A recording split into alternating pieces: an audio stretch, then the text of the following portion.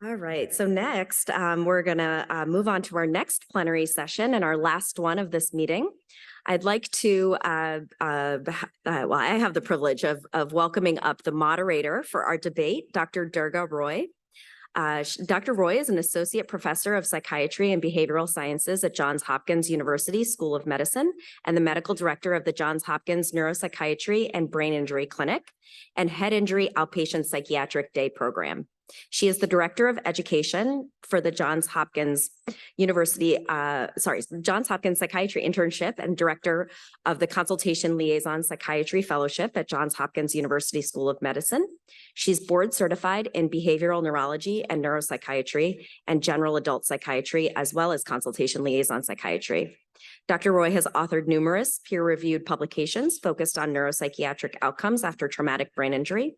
Her area of research focuses on the neurobiology of depression after traumatic brain injury and the study of prognostic markers for depressive symptoms after TBI using resting state functional neuroimaging techniques.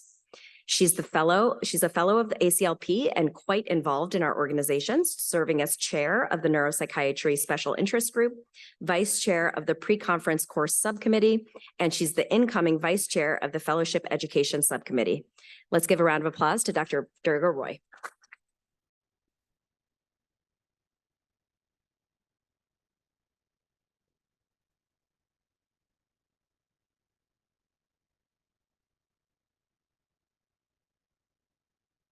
Good morning, everyone. Happy Diwali.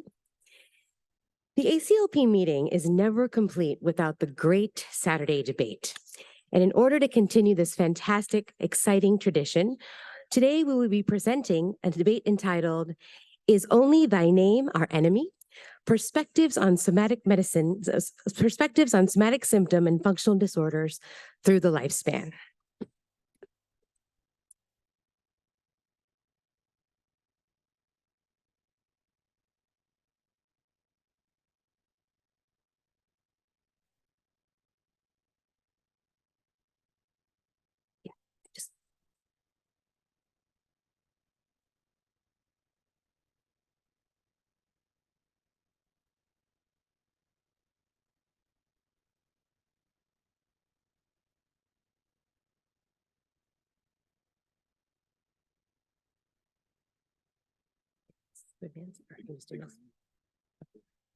All right, thank you. Okay, so a little bit of a roadmap for today. So I'll go over the format of the debate and we'll do introductions. And then there will be a pre-debate question. Then we'll jump right into the debate. We'll have some closing remarks.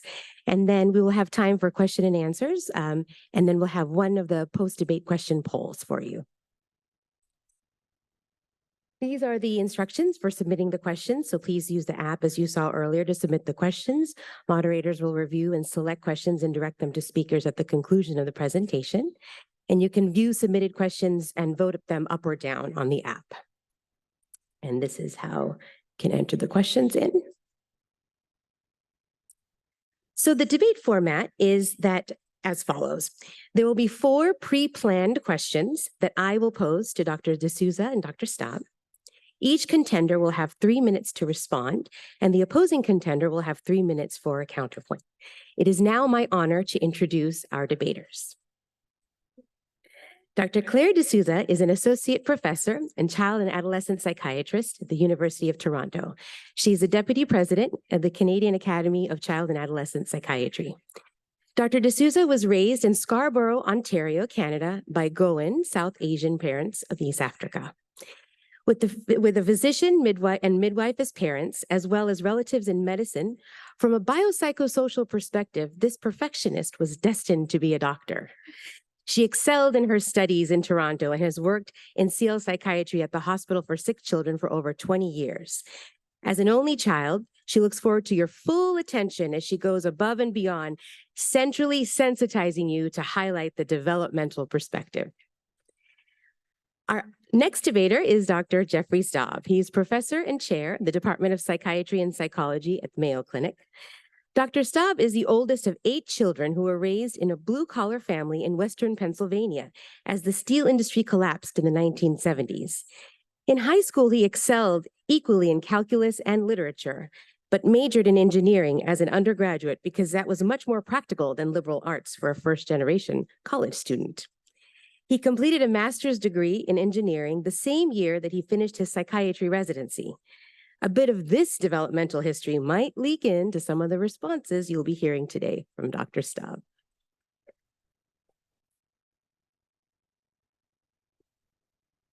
We will now turn it over for opening remarks from each of our debaters.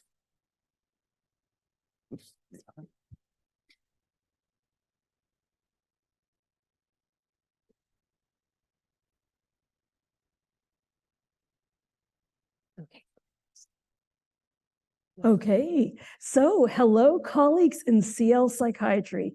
It's very exciting to be here. My thanks to Drs. Powell and Shaw for the kind invitation to present and to debate Dr. Staab at ACLP. Thanks also to Dr. Roy for moderating. A special shout out to my pediatric CL Psychiatry colleagues in the house and to the Canadian colleagues in the house. All right. In an attempt to mitigate your possibly high expectations, please be advised that attempts at inserting jokes will be made throughout this presentation, albeit not always successfully. However, applause is always appreciated. In the spirit of Austin, Texas, I plan to keep it weird. Now, to more serious matters. While it may be true that not everything dates back to childhood, I believe the developmental perspective offers crucial insights into somatic symptom and functional disorders. And by developmental, I mean before the age of 18. As a child and adolescent psychiatrist working in CL psychiatry for over 20 years, I've seen kids and teens presenting with somatic symptom and functional disorders who have experienced a layering of adversities, biological, psychological, and social. Although it may be argued by my colleague in what follows, I find it hard to imagine that adult patients exist with similar conditions who have not experienced adversity of some kind, that their childhoods are irrelevant, and their disorders are only biologically driven and related to central sensitization. We know that most mental illness starts in childhood and adolescence. Biological and psychosocial factors that a child has been exposed to during formative years plays a critical role.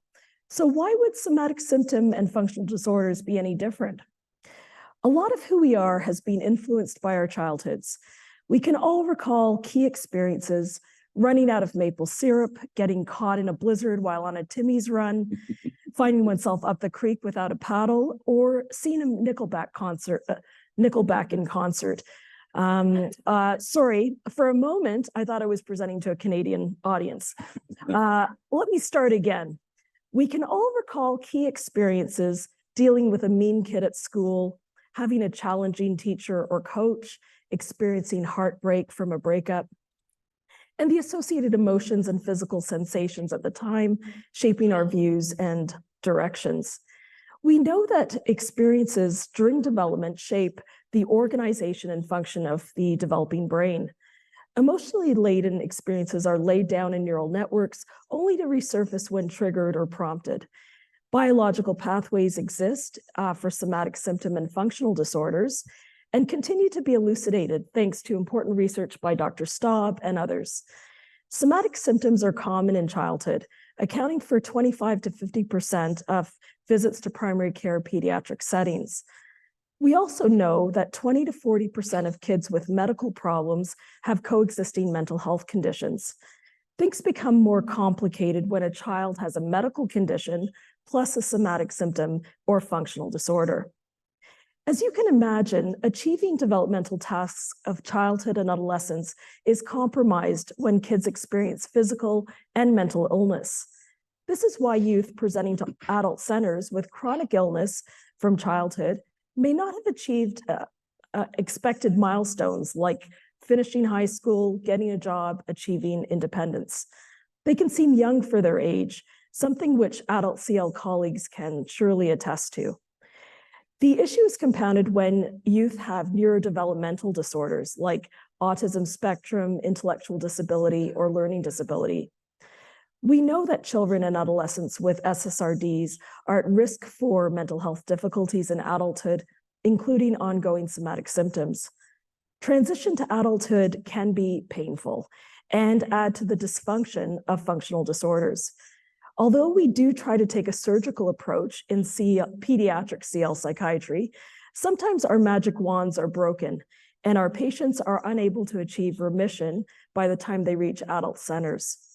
The good news for all the adult CL psychiatrists is that the brain continues to develop into the mid-20s, so there's still time to work your magic. In what follows, I will argue for a biopsychosocial, developmental, and system-based perspective to understand and to manage patients with somatization throughout the lifespan. Thank you, Dr. DeSouza. Opening remarks from Dr. Staab. So when I was asked to be part of this debate by Dr. Powell and Dr.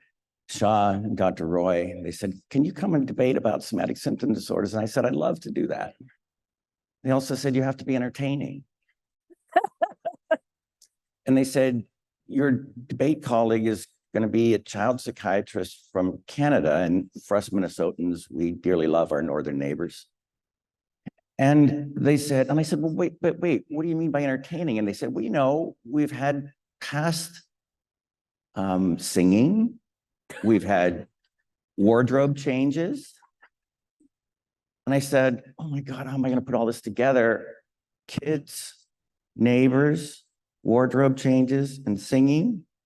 And then it dawned on me. Mr. Rogers.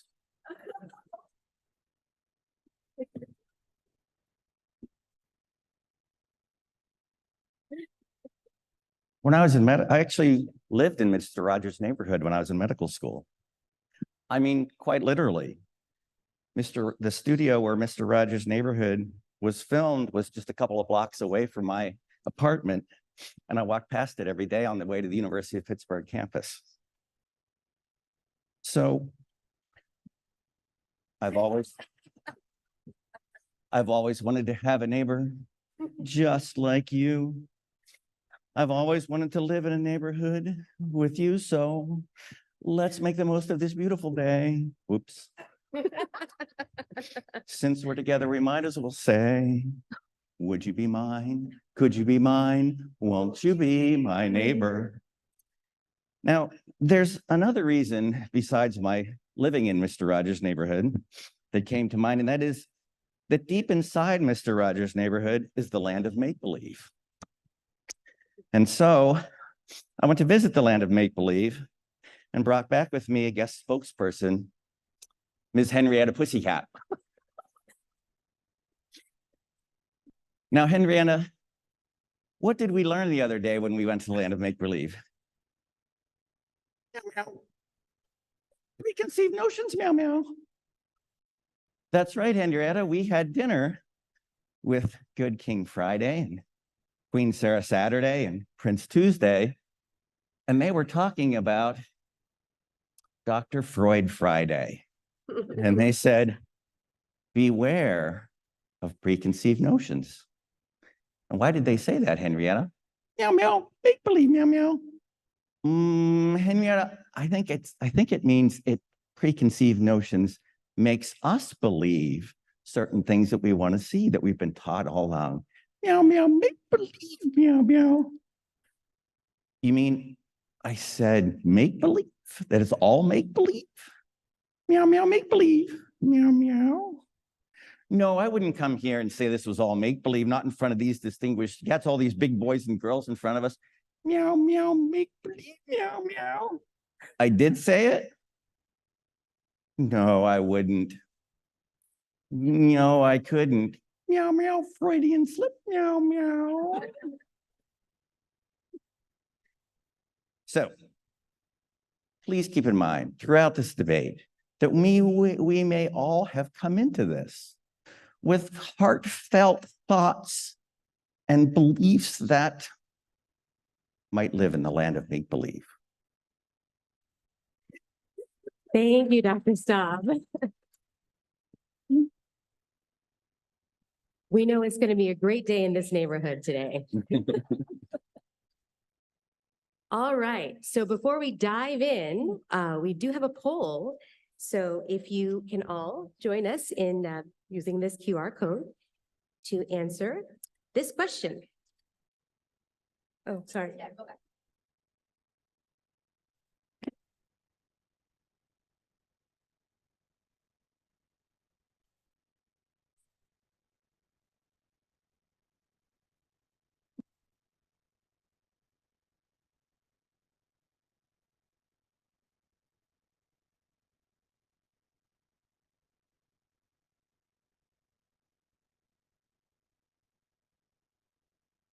Thank you. Okay. So the question is, do you believe that somatic symptom and functional disorders have their roots in childhood adversity, i.e. that they have a strong developmental component or not? Yes, the developmental perspective offers crucial insight into these disorders. No, everything doesn't date back to childhood. Or I don't know, AKA the cop-out answer.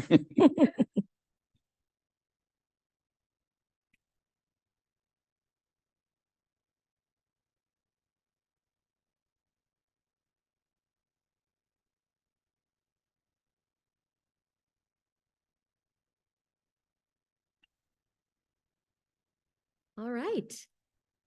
I think we're going to have a great foundation today for our discussion and our debate. This will be great. Okay. So our first question for today for Dr. DeSouza. The importance of biopsychosocial components of development, in particular neglect and trauma, such as medical, physical, sexual, and emotional, have been suggested as playing a role in somatic symptom and functional disorders. Yet, there are adults that experience these disorders with no prior history of childhood trauma. Please discuss your opinion about the importance of trauma in its association to somatic symptom disorder and functional disorder in adults.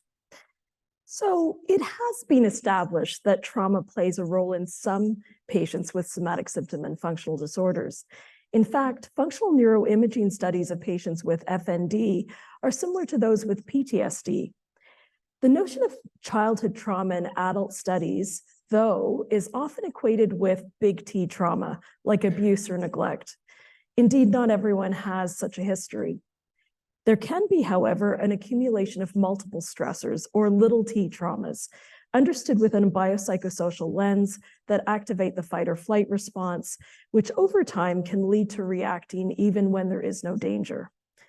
Adverse childhood experiences, or ACEs, include not only big T trauma, but also being bullied, experiencing discrimination, having a serious medical procedure or illness, parental separation, separation from caregiver, living in foster care, having a family member with mental illness, substance use disorder, or forensic involvement, or violence in the neighborhood or school. ACEs have been linked with children's somatic symptoms as reported by caregivers. We know from attachment theory that a secure base helps build emotional regulation. We all know that receiving comfort and validation are important to helping us feel settled and regulated. Somatic symptoms can emerge when the attachment system is disrupted. We also know that childhood adversity affects brain development and multiple body systems which can endure into adulthood. Examples include volume changes in the amygdala and hippocampus, altered functional interaction of cortical and subcortical neural networks in the limbic and within the frontotemporal region, frontoparietal regions, acquired epigenetic changes, accelerated telomere erosion, altered immune, inflammatory responses, stress response, HPA axis. Additionally, medical illness or injury may contribute to a sensitivity to pain and increased awareness of physical sensations. Those with somatic symptoms may have a tendency to minimize or dismiss stressors and avoid thinking about them or discussing them. This commonly occurs with those who are perfectionistic and high achieving. They often say they're fine even when they aren't. Does this sound familiar to the perfectionists in the crowd? Part of the concern these kids may have with discussing stressors may be having to deal with uncomfortable feelings like sadness, anger, or shame, or unwanted reactions from others like attention, pity, anxiety, or punishment. There may be additional reasons, such as the stigma of mental illness, whereby showing emotional distress may be a sign of weakness. For some, the layering of stressors may be so significant that they are viewed as normal. It is for these reasons that I feel that childhood adversity plays a role, even when it isn't acknowledged or expressed during clinical encounters or research studies. Thank you, Dr. DeSouza. Dr. Staab, your counterpoint. So we've been telling the trauma story for a long time. I did my fellowship in traumatic stress disorders 30 years ago, and the story that we're telling now isn't really much different than then. We have additional data about it. So at that time, we were largely looking at the HPA axis and activation of the HPA axis. And since then, it's been cytokines and more recently epigenetics. But the problem with that is, how do we link that? How do we link that mechanism directly to somatic symptom disorders? There's not a lot of data that tells us. There's a lot of association data, but it's the same association data that exists across all psychiatric disorders, and in fact, across all chronic medical conditions too: heart disease, cancer, metabolic illnesses. So at best, if we look at trauma and the history of childhood adversity, it's not a good thing, but it's a non-specific risk factor for all chronic illness in adults. And we've adopted it as a metaphor for a link to somatic symptom disorders in this particular case, without any specificity to why somatic symptom disorders versus cancer versus heart disease versus major depressive disorders or substance abuse, all of which it's linked to as well. So I'm not here to say that there's nothing that exists with regard to childhood adversity, but rather that best, when we really, really look hard at our science, that it's a non-specific factor that applies equally well to all other chronic physical and mental conditions. There is one piece of evidence that links childhood adversity to a functional disorder, and that is the mechanism of dissociation that's linked most closely to functional neurologic seizures, or older terms, pseudo seizures or psychogenic seizures. So there is a connection there. But if we look carefully at the epidemiologic data on rates of adversity across the functional and somatic symptom disorders, there's no good studies that show that the rates of adversity are above 50%. That means the majority of people who present with functional and somatic symptom disorders in adulthood, we can't trace their trauma. And I think it's a slippery slope when we cross major T trauma or traumatic stress to little t trauma, which is life stress. Those two things aren't the same. The physiology isn't the same, and the outcomes aren't the same. The other thing is, if we look at the epidemiology of somatic symptom disorders in adults, whether you talk about fibromyalgia, chronic fatigue syndrome, pelvic flat, painful bladder syndrome, functional neurologic disorders, functional GI disorders, functional vestibular disorders, the median age is between 30 and 50. So these are middle-aged problems for adults. They certainly span the lifespan, but the most common patients are 30 to 50. So what happens in 30 to 50? Well, we gotta leave Freud behind and think for a moment about Erickson. What did Erik Erikson say? It's in 30 to 50. That's generation versus stagnation. So the question is, why are people stagnating? What causes stagnation? And are these disorders of stagnation? So there's a couple of possibilities. Robert Cloninger years ago and others talked about, yes, there is the classic hysteric that has had chaos in childhood and grows up and has chaos in adulthood across their physical and mental well-being. There's also a group of patients who have had it actually pretty good and then get derailed in adulthood by the development of some sort of illness or even a relatively benign condition. A patient I've taken care of for more than 10 years who has almost a pristine childhood, upper middle class childhood, had a pristine adulthood, upper middle class adulthood, and then developed routine tinnitus, idiopathic tinnitus. And her entire life has been derailed by that. And her response as an adult to those problems. I mean, we might also say she just didn't have enough trauma. She developed no resilience, maybe. Well, that's possible, but that's different. Another is the possibility that we're dealing with a mechanism that's of obsolescence. Meow, meow, over the hill, meow, meow. Yes, yes, yes. So I'm over the hill. Meow, meow, new hair. Yeah, yeah. Well, I haven't had a good head of hair since 40 years ago. So what do we mean by that? Let me suggest that we may have this whole trauma question backwards. So if we look at Homo sapiens on this planet, most of the history, most of the evolution of us has been in just making it through adversity. It's only really in recent years that we've been fairly free from just day in and day out making it through from one day to the next. Earlier this year in the Green Journal, there was a big study that was published using lots of data, big database, that looked at predictors of a relationship between adversity and adult psychopathology, and they found what we already expect to hear, like what you've heard from my opponent. Buried in there, however, not buried, what it was buried, but it was obvious when I looked at the tables, is that the number one predictor of outcome wasn't childhood adversity, poor schools, those kind of things, but was income. Now, income was adversely related to childhood adversity, but even then it still stood out. And the authors of the paper made very little comment about what income meant. So what does it think about that? Income means freedom from want. Not necessarily happiness, potentially freedom from want. So do we have this upside down? And that is that what we are seeing is people having a better outcome is those who have the fortune of having freedom from want, and therefore off on a different track of human existence from what human beings have had to deal with forever and ever and ever. And if there's a hint of truth in that, then what we ought to be building with, if we were handed a check for $10 billion, is not more and more psychosomatic medicine clinics, but better schools and better grocery stores. Thank you.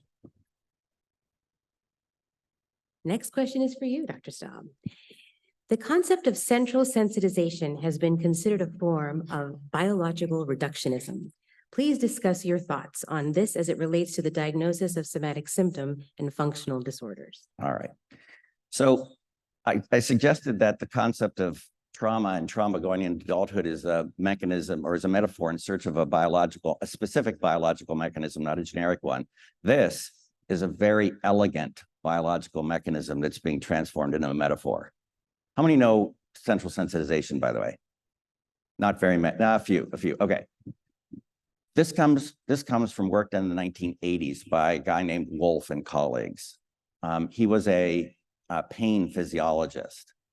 And what he was trying to explain was allodynia and the spread of chronic pain beyond site of injury. So in people who have sustained an injury, a certain portion will go on to develop chronic pain. And the things that make that chronic pain different than the acute pain is that it can spread across dermatomes to involve a much broader area of the body than the original injury, and that sensations in that area that are benign, a gentle touch and so forth, can become painful or noxious allodynia. So he investigated the spinal cord, a spinal cord animal model, and found that what happens in the dorsal horn of the spinal cord is that there's cross-linking between non-painful somatosensors and the 1C fibers that carry pain, thereby explaining allodynia. Non-painful stimuli now become painful. And that there's cross-linking across dermatomes and a diminishment or degeneration of some of the inhibitory interneurons for pain. So central sensitization are really referred to a spinal cord mechanism to explain chronic pain that anesthesiologists were trying to figure out in the 1980s. Since then, it has been extended through physiologic studies in patients with functional GI disorders who had an excessive intolerance for hydrochloric acid dripped on the base of the esophagus, or a balloon inflated in their rectum. They had a hyperresponsiveness and hyperpain to those. Again, a physiologic connection to central sensitization. Now, central sensitization is being used to encompass everything in the functional and somatic symptom world. You're just hypersensitive to everything, including functional functional neurologic disorders for which the imaging studies that exist don't connect it at all to this. So central sensitization has become, while there is really beautiful physiologic work done in the 1980s, central sensitization has become a metaphor for something that our internists don't want to say to their patients. Dr. DeSouza, your counterpoint. Okay, thank you for that, Dr. Staab. That was quite educational. To address this, let me begin with one definition, despite the fact that many exist in the literature and on the internet. Central sensitization has been described as amplification of neural signaling within the CNS that elicits pain hypersensitivity and heightened reactivity. Or in the language of Dr. Seuss, it's like a switch that's turned on and the pain won't be gone, and nerves are all fired up and they won't let up. The central sensitization system is what we call this mechanism. It's responsible for the pain that's driving you insane. It's like a volume knob that's turned up to a throb. The pain is amplified and you're left petrified. But don't worry, there's hope and ways to help you cope. With the right treatment and care, you can learn to repair. Is it just me, or does central sensitization or does central sensitization provide a vague biological explanation, with mental health being the elephant in the room?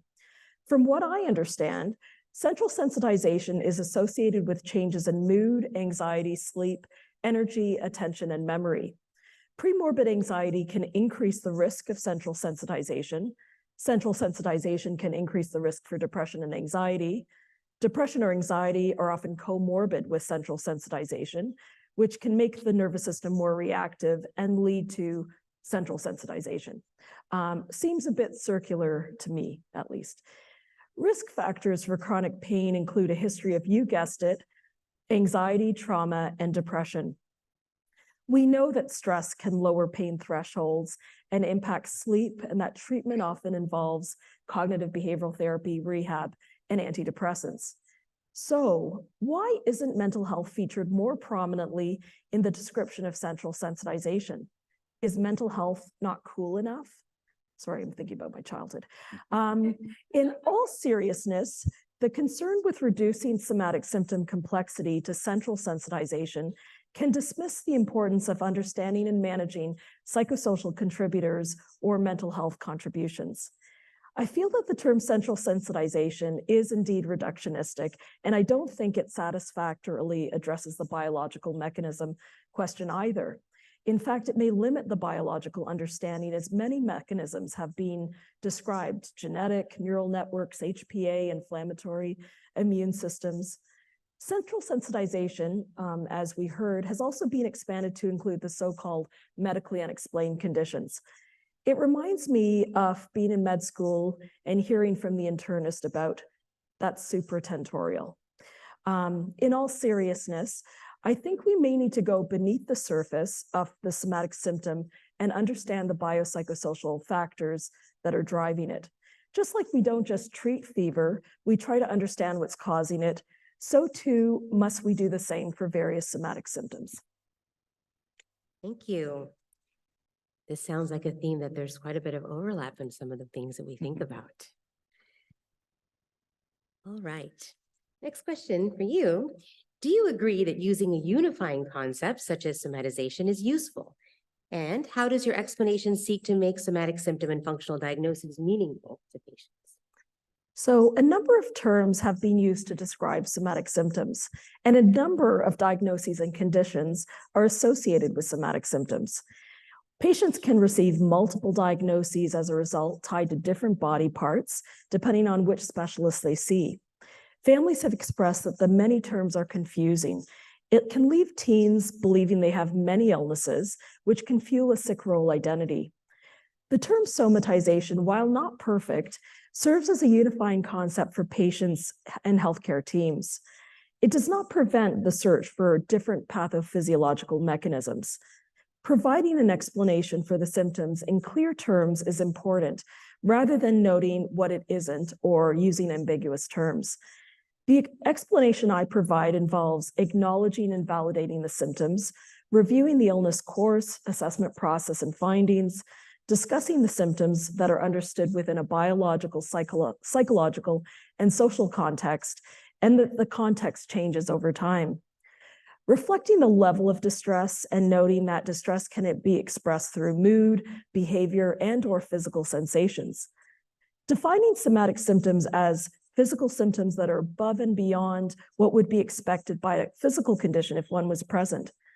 Defining somatization as the expression of distress through physical symptoms, where stress comes from a variety of sources, internal, external, biological, psychological, social, and the stress can worsen physical symptoms. Explaining the pathophysiology of the brain-body connection in terms of neuroscience and physiology, highlighting that by stress, I'm referring to the physiology of stress and not the psychology of stress.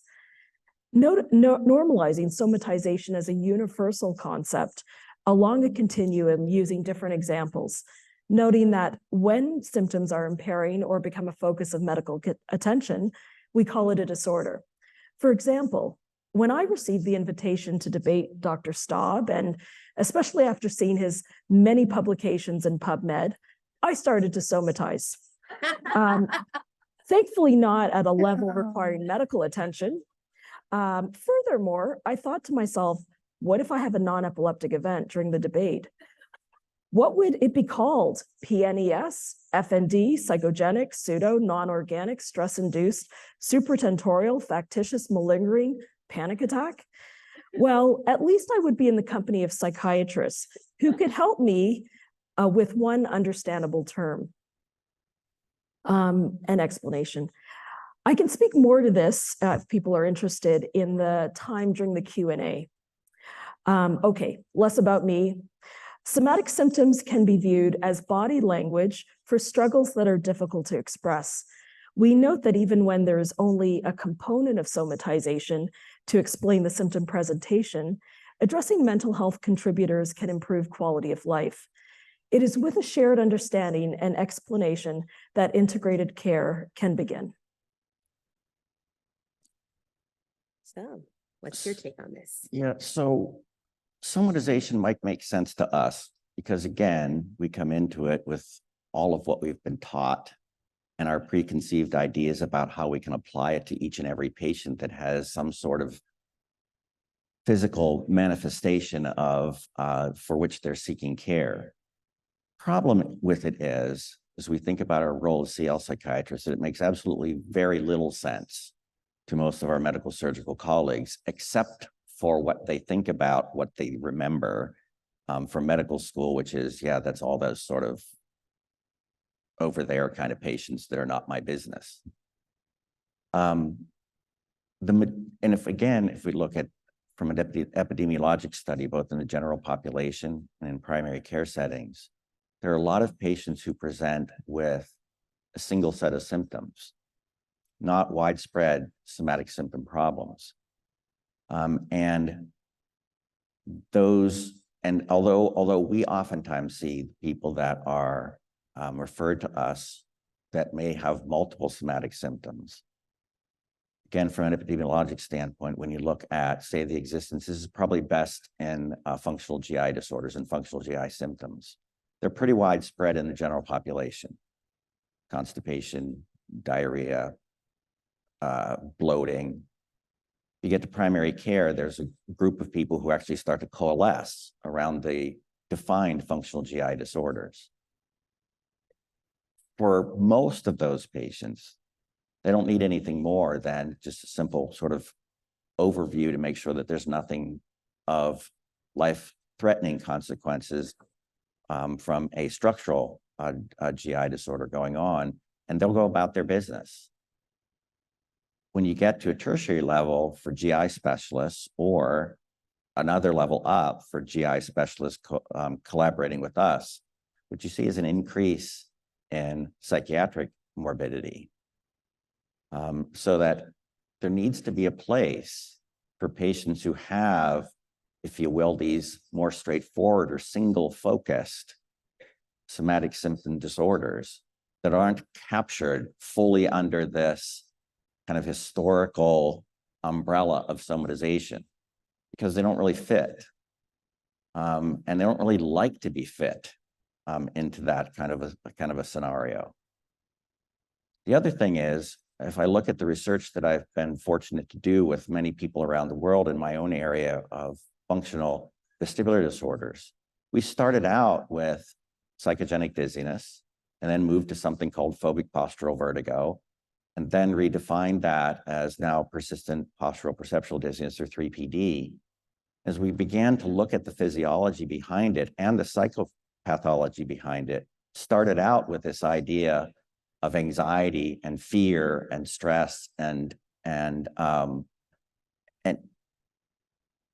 the data and the evidence have really begun to point us in a different direction.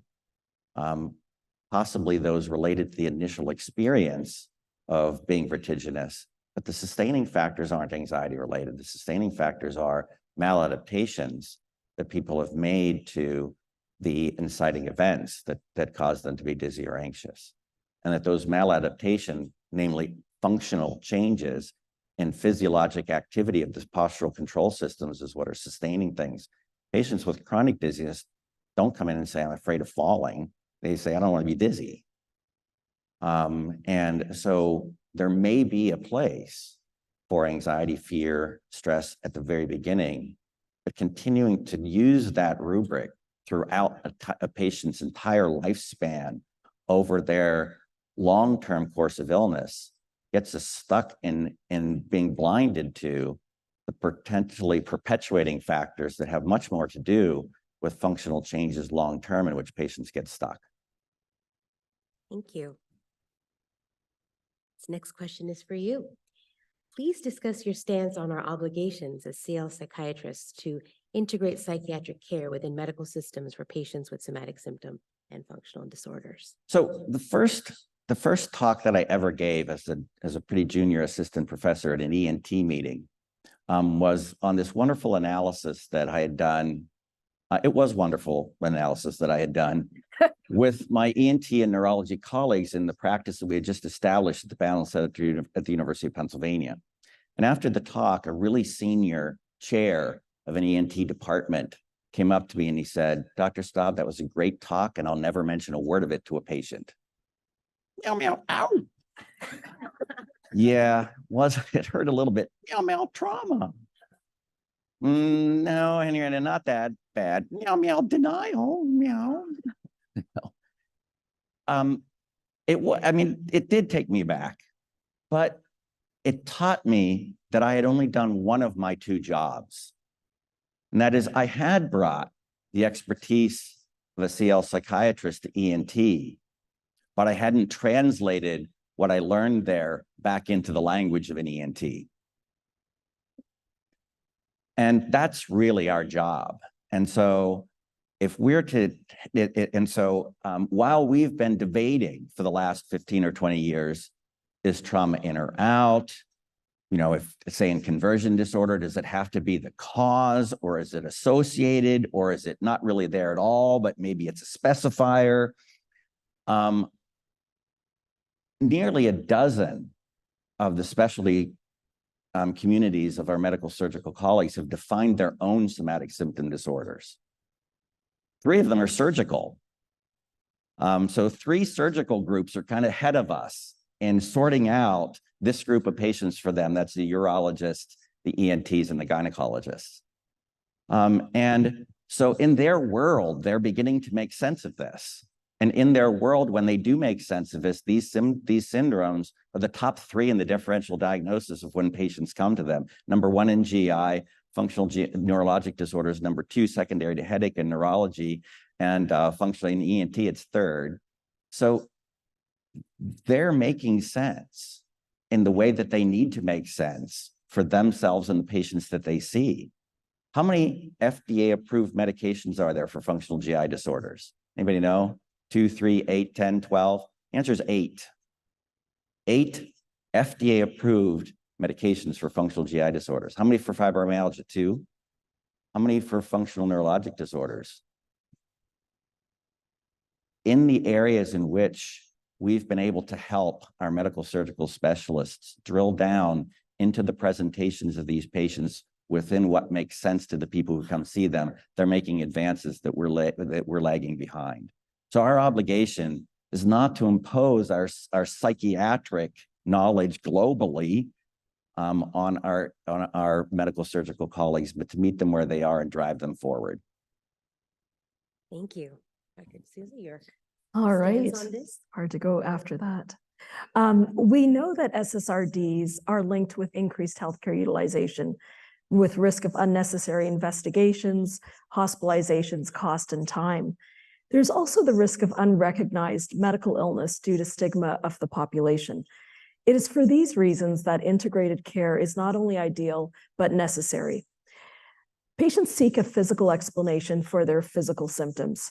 Medical teams often take a biomedical approach to understanding and managing their symptoms, which can result in a mind-body split.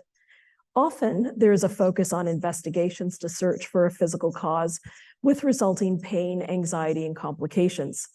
Such an approach also reinforces a patient's expectation for a physical cause. Medical teams may not be skilled at assessing for or discussing mental health contributors. When medical teams return with a view that nothing is wrong, patients have to learn to live with it or see a psychiatrist.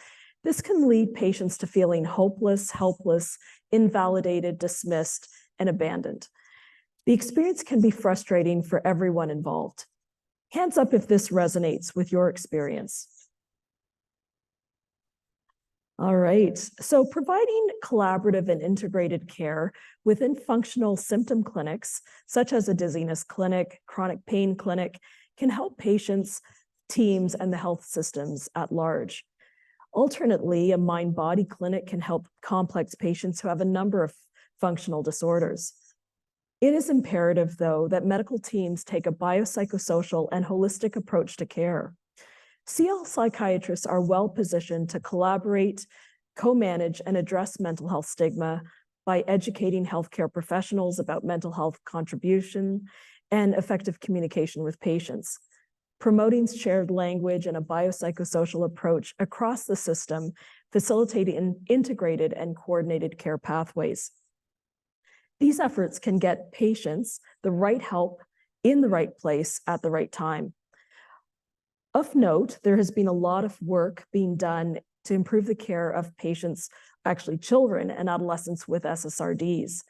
Through ACAP and the Physically Ill Child Committee, which Dr. Pao was instrumental in leading and developing, has produced an SSRD consensus pathway and educational material. Similarly, in Canada, through the National Pediatric CL Psychiatry and Somatization Networks, a 4-phase model for somatization and education have been developed. Pathways include taking a biopsychosocial approach to care, identifying red flags for somatization, introducing mental health and rehab early, ensuring communication amongst teams, providing validation and an explanation to families, and creating an integrated treatment plan with a focus on functioning. Families appreciate an integrated approach. Medical teams value the collaborative approach. SSRD pathways can improve healthcare utilization. Seems hard to argue against integrated care. Thank you. So if I'm going to be functioning as a moderator in the right way, I'm going to now ask each of you to give one line of a closing remark to summarize your points and your stance. Staab. Meow, meow, preconceived notions, meow. And second is that the idea that the single idea that we have that somatic symptom and functional disorders are a result of trauma, distress, and other maladaptation carried forth from childhood stands in the face of the epidemiology of these disorders in adulthood. So we've got to have additional mechanisms, not to exclude that, because it does apply to some patients, but rather to have additional mechanisms that are more specific for and lead us in the direction of particularly specific explanations for why the person is sitting in front of us or sitting in front of our medical surgical colleagues, and that we are careful about extending umbrella kind of terminology and umbrella kind of concepts that actually stand in our way of understanding the specificity that's necessary to move from metaphor to mechanism. And by mechanism, I mean not just biological, but also psychopathological mechanisms too. Thank you.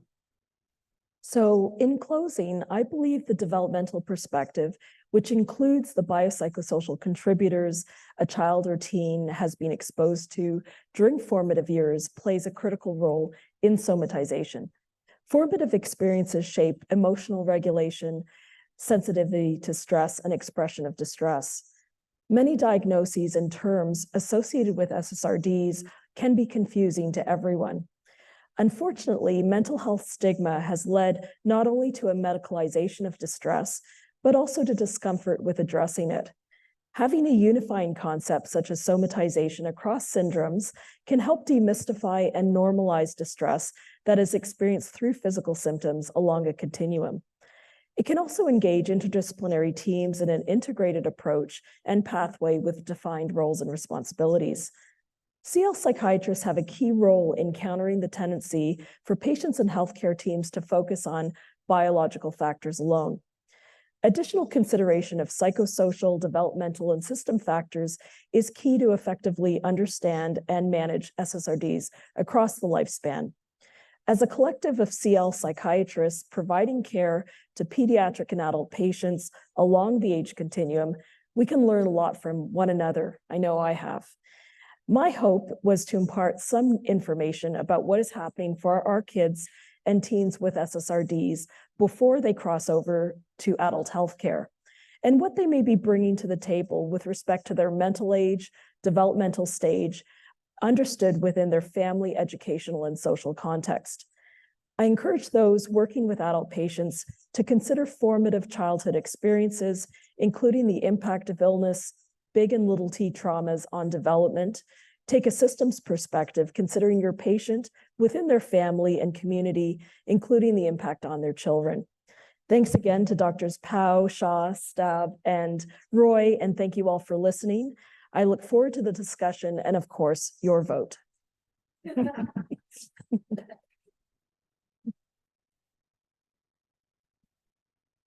Thank you, Dr. Staab and Dr. DeSouza. This was a wonderful discussion. And now we're going to open this up for Q&A.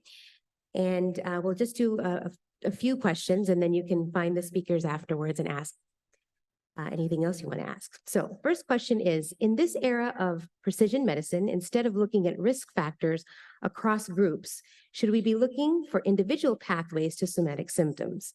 Do different people have different pathways, some of which involve childhood factors? So I think that we have to look at more precise things, or we're going to be left with these rather generic concepts and mechanisms. So something like trauma, again, this is appearing to be, under most circumstances, a terrible but also very global risk factor for bad outcomes in as health. If we really want to be able to drill into understanding mechanisms, anything close to what our oncology or cardiology or other colleagues do, and I believe that's possible and necessary for us in psychiatry so that we can get to being more precise with our patients, then we do have to look at some of the specificity of changes that happen beyond whether or not there's a trauma or developmental challenges, to what are the changes that do take place as the body continues to develop and move through middle age and older age, where functional changes start to happen just because of obsolescence and then senescence. So I don't think it's satisfactory to just stop with some of the emphasis on childhood development that we've all been taught since medical school, but that we really have to continue into the specifics of what happens to middle age and older adults, both physically and psychologically. Thank you. Anything to add? Yeah, I mean, I wholeheartedly agree with the notion of precision medicine. And in fact, at our hospital, as part of the mental health strategy, precision medicine is part of the framework. So for sure, we need to think about biologically, psychologically, socially, all of the factors into why a child or adolescent is before us and what goes into it. And I think the field of child and adolescent psychiatry is getting there, but has a ways to go in terms of figuring out those mechanisms. Thank you. Second question is it trauma or is it emotional dysregulation and difficulty with the expression of emotions? The ability to regulate, formulate, and express emotions evolves developmentally, but it is also disrupted by trauma. So, very good question. And I don't know if that's coming from a child and adolescent psychiatrist or adult psychiatrist, but certainly emotional dysregulation is key. And how do we unpack that in terms of biological contributors, whether, there's a strong family history of mental health difficulties, depression, anxiety, as well as, what does the attachment look like between parent and child, and how is there good enough parenting in terms of helping the child with regulating themselves, learning that there's a secure base from which they can go and explore their environment and come back. Trauma or micro adversities or micro T's are a part of life.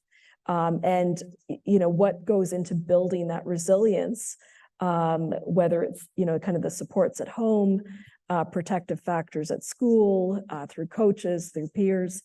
These are all important to offset the adversity and trauma that young people can be exposed to.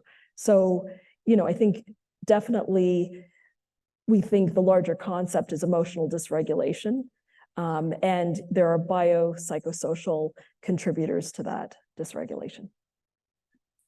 So one of the concepts that are beginning to emerge in some of the psychosomatic and functional research is more of a top-down rather than bottom-up conceptualization. As an engineer, that makes good sense to me.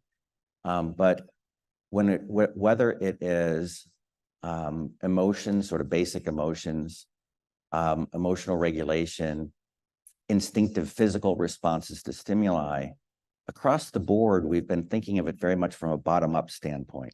That is, the stimuli that come in and the instinctive emotional and physical responses that we have to that. There are emerging data that suggest that mindset plays a very big role in determining a person's response to illness, to symptom onset, regardless of what the cause is. By that, what I mean is sort of illness attributions, illness beliefs, and those are not always trauma-based. They're not always anxiety or fear-based. Sometimes they just come from Dr. Google or wherever the heck somebody finds it out there. And sometimes they're fairly simple things. I had a patient with dizziness who was a construction worker who was told by his foreman, "Don't come back until you're not dizzy." And while that makes sense on one hand, basically what that did was send that guy home to stay on his couch. I need him to be up and around to even functional dizziness, to rehabilitate his functional dizziness. But he basically said, "Doc, when you get my dizziness better, then I can get up and around and go back to work." We're at a fundamental mismatch in terms of beliefs about illness and beliefs about recovery. And that drives top-down changes in how he moves.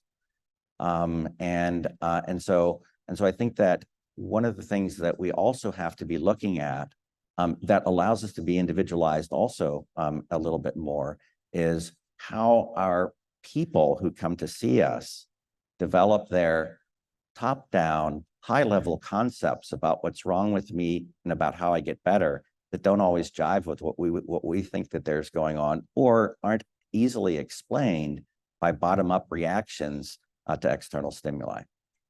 And just an add-on, possibly those core beliefs stem from childhood. But not always. That construction worker did not grow up with his foreman. All right, that's all the time we have for questions. Now we would like to go back to our poll.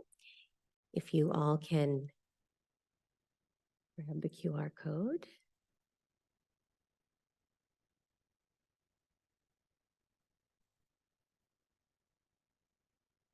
Okay, so after hearing this debate, do you believe that somatic symptom and functional disorders have their roots in childhood adversity, i.e. that they have a strong developmental component or not? And there is still that cop-out choice in there.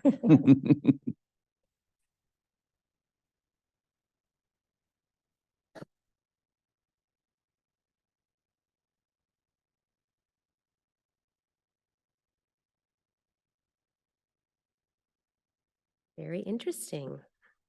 Meow, meow. Thank you all very much.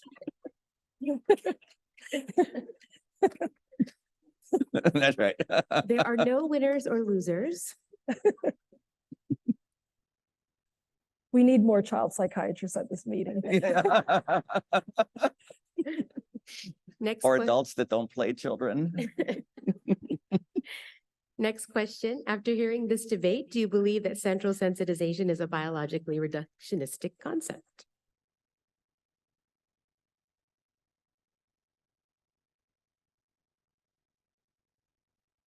That went up pretty fast. Okay.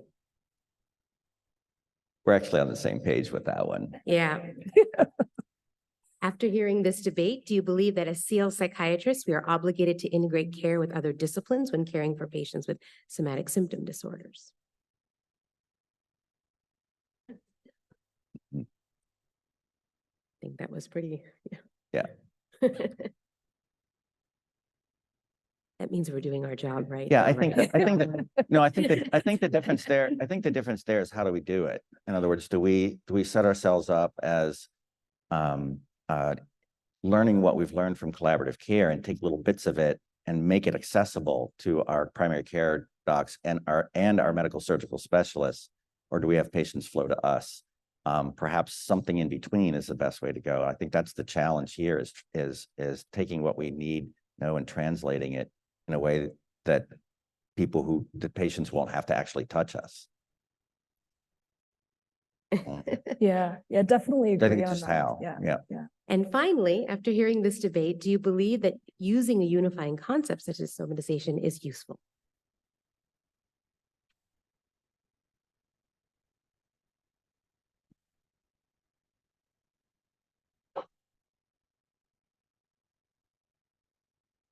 Interesting. Oh, that's a close tie. All right. Looks like we're split down the middle here almost.